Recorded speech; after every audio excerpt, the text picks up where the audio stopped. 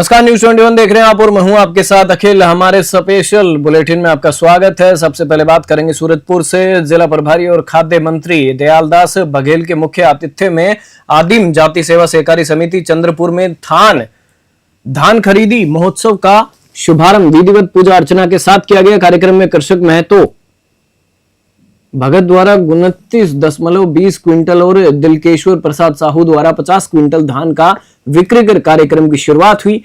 मंत्री दयालदास बघेल ने कहा कि किसान देश की अर्थव्यवस्था की रीढ़ है और राज्य सरकार धान खरीदी को पारदर्शी एवं समयबद्ध रूप से संचालित करने के लिए प्रतिबद्ध है। उन्होंने जिला स्तर पर स्थापित कमांड सेंटर और टोकन तुहर हाथ मोबाइल ऐप का उल्लेख किया, जिससे पंजीकृत किसान आसानी से धान विक्रय हेतु टोकन प्राप्त कर सकेंगे। मंत्री ने कृषकों से इस ऐप का अधिक से अधिक उपयोग कर सुलभ तरीके से धान विक्रय करने का आग्रह किया। सूरजपुर से मनोज तिवारी की रिपोर्ट। पहले तो मैं अपना परिचय देता हूँ। दिलकेश्वर प्रसाद साहू, ग्राम सोनपुर, पूर्व जनपद सदर। आज हमने 15 नवंबर को पहला व्यक्ति जो है चंद्रपुर समिति में धान बेचने लाया और जिले में आज चंद्रपुर को बहुत गर्वान्वित महसूस हो रहा कि हमारे चंद्रपुर में उद्घाटन हो गया। और तौल के बारे में मंत्री महोदय ने बोला है 40 किलो 600 ग्राम, और हमाली के लिए बोले हैं कि किसानों को कुछ नहीं देना है, बेहतर तरीके से शासन की इस योजना को धान खरीदी को संचालित करना है, जिसमें किसी भी प्रकार का किसानों को कमी महसूस ना हो और व्यवस्था तंदुरुस्त है। और बोलिए। तुहर द्वार ऐप जैसे सरकार द्वारा लागू किया गया है, आप आज धान बेचने आए हो, आपने टोकन किस माध्यम से काटा, कैसे काटा? मेरा टोकन कर्मचारियों खाद्य निरंतर। देखिए, आज सूरजपुर जिला के ग्राम चंद्रपुर में धान खरीदी का शुभारंभ करने का सौभाग्य प्राप्त हुआ है। ये बहुत महत्वपूर्ण योजना है किसान भाइयों के हित में, और हमारा ये सोच है कि किसान भाई लोग अपना टोकन कटा करके धान लेकर के आएँ और उसी दिन उसका तौल हो जाए, ये व्यवस्था किया गया है। यहाँ बारदाना का पर्याप्त मात्रा में उपलब्धता है और पेयजल वगैरह जो भी व्यवस्था है सभी व्यवस्था किया गया है। हमारा ये है कि किसान किसी भी प्रकार से धान बेचने के लिए आए, कोई परेशानी ना हो, इसी उद्देश्य से हम लोग ये शुभारंभ किए हैं। और साथ ही साथ आज पूरा प्रदेश में एक वो बना है, अपना प्रदेश स्तर में भी और जिला स्तर में कमांड सेंटर का निर्माण हो, ताकि किसान को राष्ट्रीय मजदूर कांग्रेस यूथ इंटक के प्रदेश अध्यक्ष और एनसीएल महामंत्री लाल पुष्पराज सिंह ने एनटीपीसी विंध्यनगर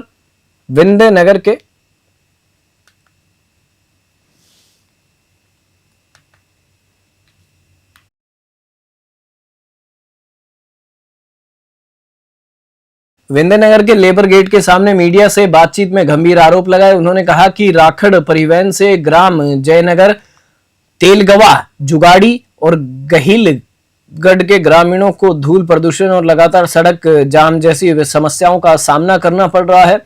बच्चों को स्कूल आने जाने में कठिनाई हो रही है और दुर्घटना की आशंका बनी रहती है। सिंह ने यह भी कहा कि स्थानीय जनप्रतिनिधियों द्वारा एनटीपीसी को कई बार पत्र भेजे गए पर ठोस कार्रवाई नहीं हुई। उन्होंने राखड़ परिवहन पर सुबह 7 से रात 10 बजे तक नो एंट्री लागू करने की मांग की है। संगठन 18 नवंबर को कलेक्टर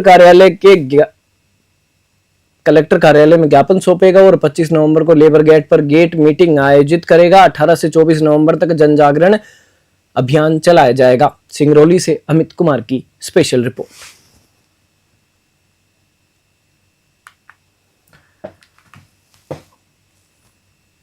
भगवान बिरसा मुंडा की 150वीं जयंती पर जिला स्तरीय जनजातीय गौरव दिवस कार्यक्रम आयोजित किया गया। कार्यक्रम में विधायक पन्नालाल साक्य ने कहा कि देश में अनुसूचित जाति, जनजाति या अन्य पहचाने मूल रूप से नहीं थी, इसे अंग्रेजों द्वारा समाज पर थोपे गए विभाजन की साजिश बताया। उन्होंने कहा कि पुराने समय में समाज की पहचान नगरवासी, ग्रामवासी, वनवासी और गिरिवासी के आधार पर होती थी, न कि जाति के आधार पर। कार्यक्रम जिला पंचायत विश्राम गृह में आयोजित हुआ, जिसमें अतिथियों ने भगवान बिरसा मुंडा के चित्र पर माल्यार्पण किया। भाजपा जिला अध्यक्ष धर्मेंद्र सिकरवार, नगरपालिका अध्यक्ष सविता अरविंद गुप्ता, सांसद प्रतिनिधि हरि सिंह यादव, कलेक्टर किशोर कुमार कन्याल सहित अन्य जनप्रतिनिधि और अधिकारी उपस्थित रहे। विधायक शाक्य ने समाज में समरसता और एकता की आवश्यकता पर जोर दिया और SIR अभियान में सहयोग की अपील की। गुना से विनोद सोनी की रिपोर्ट। जैसे कि आपने देखा ये कार्यक्रम पूरे भारतवर्ष में चला था, हमारे गुना में भी आज कार्यक्रम रखा गया था और हमारे आज के इस कार्यक्रम के यहाँ पर जो लोकल हमारे मुख्य अतिथि थे, हमारे माननीय विधायक जी पन्नालाल जी थे और कार्यक्रम बहुत गरिमापूर्ण से हुआ। हमने माननीय CM साहब का स्पीच सुना, माननीय प्रधानमंत्री जी का स्पीच सुना, हमारे जो लोकल लीडर्स थे उनके स्पीच सुने और साथ ही आज कार्यक्रम में 3 सांस्कृतिक गतिविधियां रखी गई थी। एक गायन का था और 2 जो है सांस्कृतिक कार्यक्रम किए गए थे, तो बहुत अच्छे थे और जो बच्चों ने बहुत अच्छा काम किया या जिन महिलाओं ने जो जनजातीय क्षेत्र से थी उनको सम्मानित भी यहाँ पे किया गया।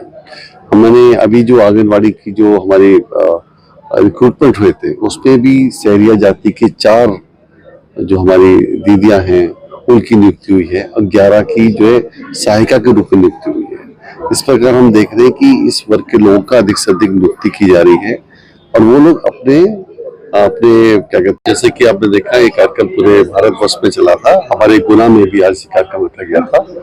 और जिले के चिचोली जनपद में मध्याह्न भोजन योजना में गंभीर लापरवाही सामने आई। आपको बता दें कि कुरसना संकुल के तहत आने वाले 11 सरकारी स्कूलों कुरसना, दरियावगंज, झिरियाडोह, टोकरा, पंछी, मोहनपुरा और चिटुटपुरा में पिछले 3 महीनों से मेन्यू के अनुसार बच्चों को खाना परोसा नहीं गया। कुछ स्कूलों में शिक्षकों ने अपने स्तर पर दाल रोटी देकर बच्चों को भूखा घर जाने से बचाया। जुलाई में जिला पंचायत की MDM प्रभारी किरण पवार जांच के लिए पहुंची, लेकिन कार्रवाई बच्चों पर हुई है और अगस्त से पूरे 11 स्कूलों का भोजन आवंटन रोक दिया गया। मीडिया के सवालों पर प्रभारी ने असंतोष जताया और जिला पंचायत CEO को जानकारी नहीं दी। अब कलेक्टर अक्षत जैन ने जांच और कार्रवाई का आश्वासन दिया। सवाल यह है कि 3 महीने तक भूखे रहे बच्चों का हक कब मिलेगा और जिम्मेवार अधिकारियों पर कार्रवाई कब होगी। बैतूल से कमलाकर तायवाड़े की रिपोर्ट।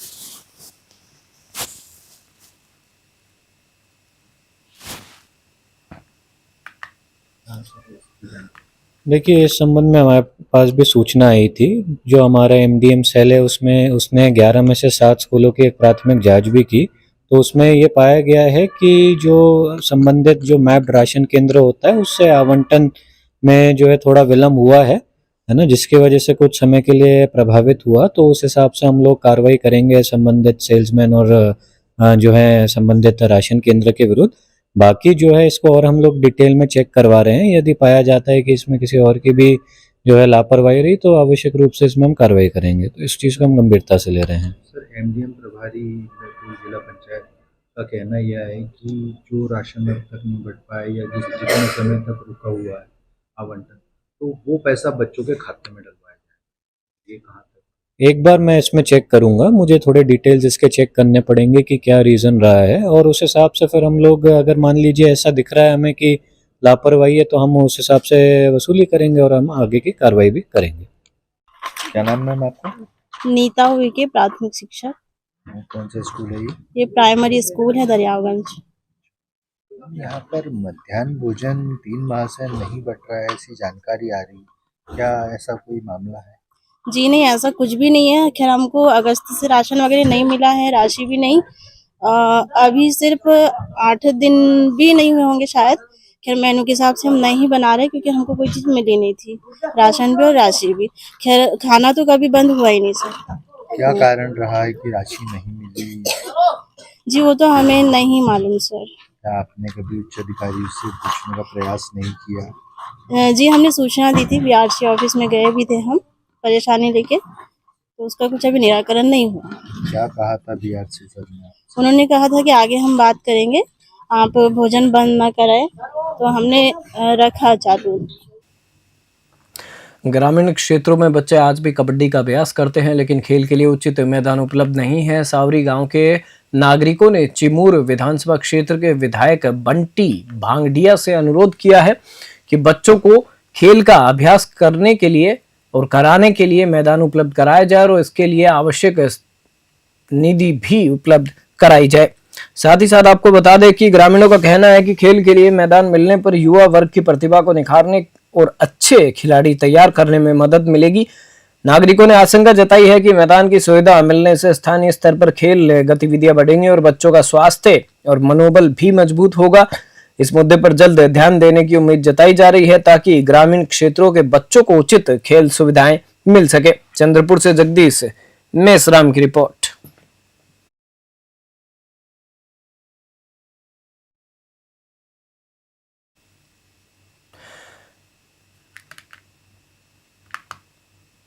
धरती आबा भगवान बिरसा मुंडा की 150वीं जयंती के उपलक्ष्य में पूरे जिले में जनजातीय गौरव दिवस उत्साहपूर्वक मनाया गया। जिला स्तरीय मुख्य कार्यक्रम पीएम शासकीय उच्चतर माध्यमिक विद्यालय टमसार में भव्य रूप से आयोजित हुआ। आपको बता दें कि सभी अतिथियों ने भगवान बिरसा मुंडा के छायाचित्र पर माल्यार्पण कर श्रद्धांजलि अर्पित की और जिले के स्वतंत्रता संग्राम सेनानी बंका बेगा सहित अन्य आदिवासी वीरों को नमन किया। सांसद डॉक्टर मिश्रा ने बिरसा मुंडा के आदर्श, स्वाभिमान, समानता, जल जंगल जमीन की सुरक्षा और राष्ट्रभक्ति आज भी प्रासंगिक होने पर जोर दिया। कार्यक्रम के दौरान प्रधानमंत्री जी के कार्यक्रम का सजीव प्रसारण दिखाया गया, जिससे स्थानीय जनों में उत्साह और ऊर्जा का माहौल बना। सीधी से अमित मिश्रा की रिपोर्ट।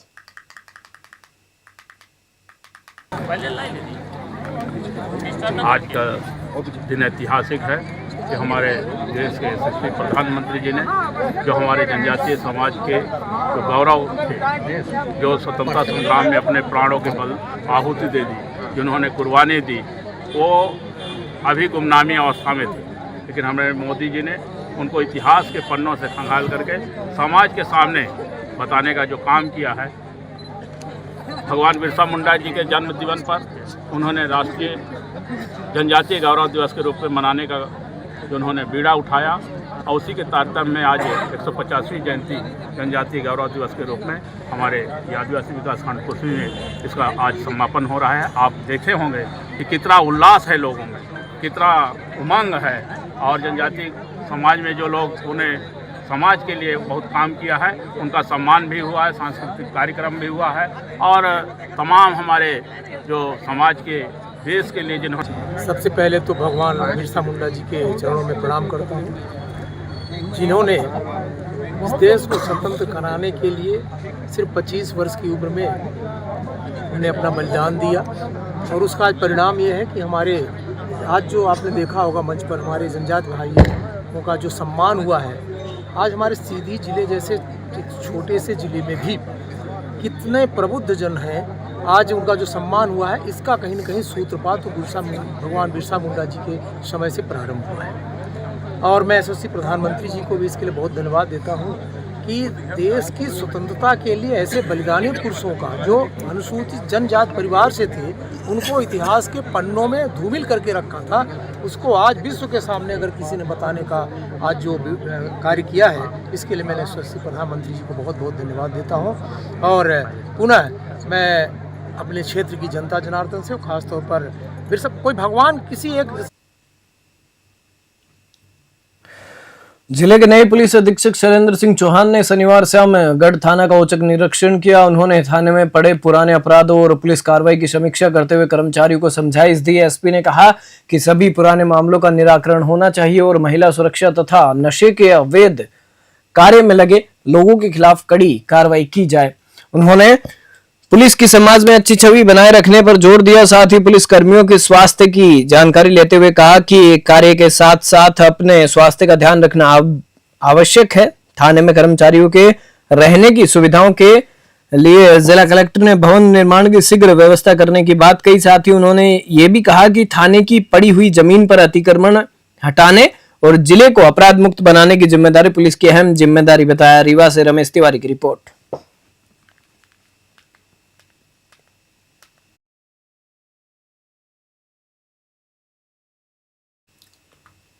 जिले के नोटा में चल रहे विधायक कप टूर्नामेंट में आज भारतीय महिला क्रिकेटर क्रांति गौड़ बतौर मुख्य अतिथि पहुंची। कार्यक्रम में आयोजक और संस्कृति मंत्री धर्मेंद्र सिंह लोधी ने उनका भव्य स्वागत किया।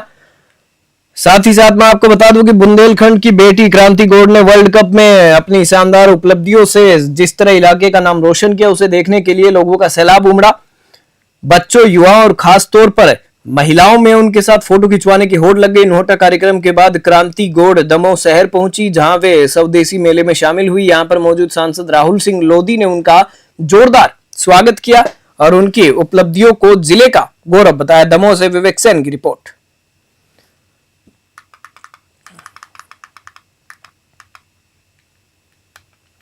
दमोह देहात थाना क्षेत्र के लाडन बाग के पास अंधे हत्याकांड का पुलिस ने आज पर्दाफाश कर दिया है। पुलिस अधीक्षक ने बताया कि 12 नवंबर को मुकेश यादव की हत्या उसके ही खेती के पार्टनर और एक नाबालिग कर्मचारी ने मिलकर की थी। अब जांच में सामने आया कि हत्या की पूरी योजना पार्टनर राम सिंह और राजा सिंह ने तैयार की थी, जबकि हमला नाबालिग कर्मचारी ने कुल्हाड़ी से किया। दमोह देहात थाना प्रभारी रचना मिश्रा और उनकी टीम ने सिर्फ 3 दिनों में इस सनसनीखेज मामले को सुलझाते हुए तीनों आरोपियों को गिरफ्तार कर लिया है। पुलिस के अनुसार फसल चोरी और खेती के बंटवारे के विवाद को लेकर यह हत्या की गई थी। फिलहाल पुलिस आरोपियों से पूछताछ कर रही है और मामले में आगे की कार्रवाई जारी है। दमोह से विवेक सेन की रिपोर्ट। 12 नवंबर की सुबह करीब 7 बजे चौकी जबलपुर नाका में सूचना मिली थी कि लाडनबाग एरिया में खेत में एक डेड बॉडी पड़ी है और वहाँ पर कुछ सामान बिखरा हुआ है, खून फैला हुआ है और कुछ और अन्य चीज़ें वहाँ मौके पर पड़ी हुई हैं। मौके पर पुलिस ने जाके वहाँ पर तस्दीक की तो जो मृतक है वो मुकेश यादव के रूप में उनकी शिनाख्त हुई और आगे फिर पूरी इन्वेस्टिगेशन शुरू करने के बाद ये क्लियर हुआ कि जो मृतक मुकेश हैं उसमें उनका एक दिन पूर्व अपने जो उनके खेती में उनके पार्टनर हैं जो साथ में खेती करते हैं उनसे खेती के ही एक विवाद को लेकर आपस में कुछ वहाँ पे झगड़ा हुआ था, विवाद की स्थिति बनी थी और दोनों पक्षों में काफ़ी हॉट टॉक्स हुई थी। उसके बाद मौके पर जो हमें साक्ष्य मिले उसमें जो हथियार जिससे हत्या हुई है वो। बुलेटिन में फिलहाल इतना है। आप देखते रहिए News 21।